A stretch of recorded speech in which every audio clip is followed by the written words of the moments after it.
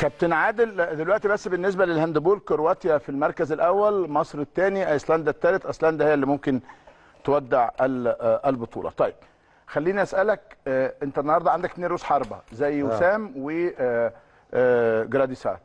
هل من الممكن انه مستر كولر يغير من طريقه اللعب، خاصه انه جربها اعتقد في مباراه سموحه ان لم تكن الذاكره؟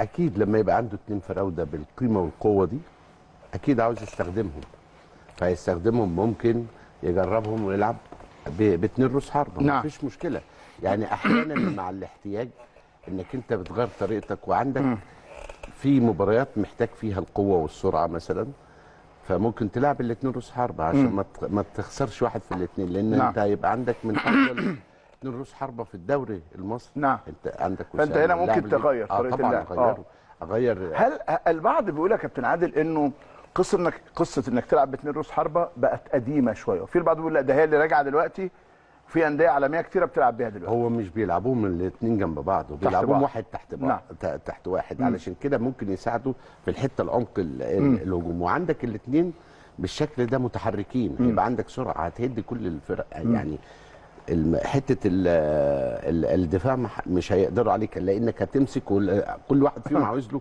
واحد سبورت من الفرقه الثانيه. يعني معناه ان لو لعب 2 رؤوس حربه عندك الاجنحه وعندك الناس اللي جايه زي امام وزي حسين الشحات هيشتغلوا بطريقه افضل واحسن كتير قوي. نعم. الحاجه المهمه كمان ان هم عندهم طول فرع كويس. انت في اوقات انت عاوز تعمل محطه، لانك بتبقى مضغوط، مثلا هتلعب في افريقيا بره، هتلعب ممكن يبقى في حد فيهم يبقى يطلع والتاني يبقى من وراه يجري يقدر يجيب جول. والمهم كمان يا كابتن شوبير ان هم هدافين الاثنين كويس، وان هم مش هيبقى في تضارب. لا خالص. بالعكس. يعني طب انت بتقول واحد تحت الثاني، يعني مين ممكن يبقى قدام مين ممكن يبقى على ورا؟ حسب الكوره.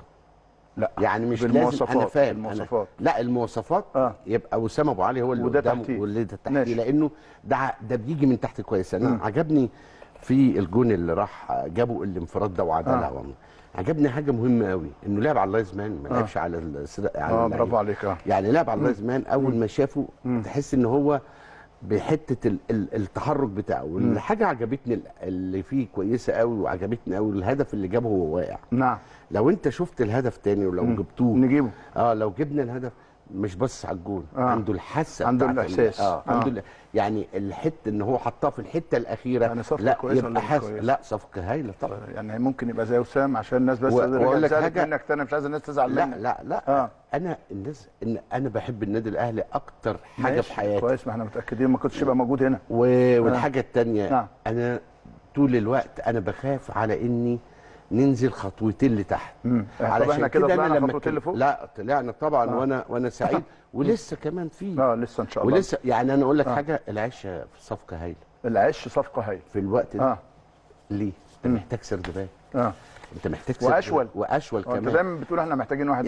يعني يا كابتن شوبير انت لو قعدت يعني انا حاطط نفسي مكان كولر دلوقتي. نعم. هلعب ازاي مثلا قدام بيراميدز؟ انا ممكن العش يحل لي المشكله. بقى عندي اوبشن. العش يحل لي المشكله. انا بلعب باك ليفت كمان، ممكن استفيد من الدبيس قدام. لا وممكن العبه من الثلاثه. العب العش رقم 12 يا جماعه، مش كده؟ العش 12 يا جماعه. ماشي. يعني اتفضل.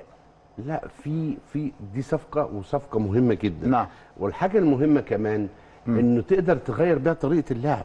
طريقه اللعب في المباراه اللي جايه، لان عندك نقص من اللاعبين في الوقت دوت. انت تقدر تغير الطريقه، ممكن تبدا العش سد باك تاني جنب. حلو.